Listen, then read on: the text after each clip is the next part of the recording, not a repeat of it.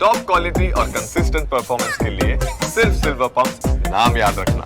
તો Yagnesh sir, IT સેક્ટરની તેજીને યુ ટર્ન તરીકે હવે આપણે અહીંથી જોઈશું કે નહીં?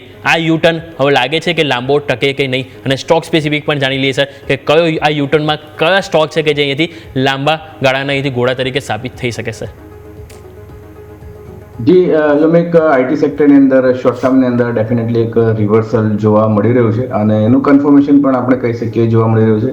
35,400ના લેવલ્સ હતા, પ્રીવિયસલી ઇમ્પોર્ટન્ટ સ્વિંગ હાઈ હતા, તેને આપણે બ્રેક કર્યો અને રીટેસ્ટ પણ કરીને અત્યારે આપણે એક ફરીથી સ્ટ્રેન્થ અપસાઇડ રિઝ્યુમ કરી રહ્યા છે. 36,000ની ઉપર ઇન્ડેક્સ ટ્રેડ કરી રહ્યો છે. 35,400 35,500ની ઉપર છે. શોર્ટ ટર્મમાં એક વ્યૂ પોઝિટિવ રાખવો જોઈએ આઈટી ઇન્ડેક્સમાં. ઘટાડે બાયની સલાહ છે અને જે રીતે મોમેન્ટમ છે ઇન્ડેક્સની અંદર મને લાગી રહ્યું છે કે લાર્જ કેપ સ્ટોક્સની અંદર TCS છે, ધ્યાન રાખવું જોઈએ. સ્ટોકની અંદર નીચેના લેવલથી ઘણું સ્ટ્રોંગ રિવર્સલ જોવા મળ્યું છે. હાલાકી સ્ટોક રિલેટિવલી ઇન્ડેક્સ જોડે અંડર પરફોર્મ કર્યો છે, સ્પેશિયલી નિફ્ટી ઇન્ડેક્સ જોડે. પરંતુ શોર્ટ ટર્મમાં અગર કોઈ બેટ બની રહી છે તો એક સ્ટ્રેન્થ લાગી રહી છે સ્ટોકની અંદર. મારા હિસાબે લગભગ 3100ના લેવલ ટ્રેડ કરી રહ્યા છે. 3050નો સ્ટોપ લોસ મેન્ટેન રાખીને એક લોંગની સલાહ બને છે. ઉપરમાં 3140થી 3160 સુધીના લક્ષ્યાંક શોર્ટ ટર્મમાં એક એક્સપેક્ટેડ છે.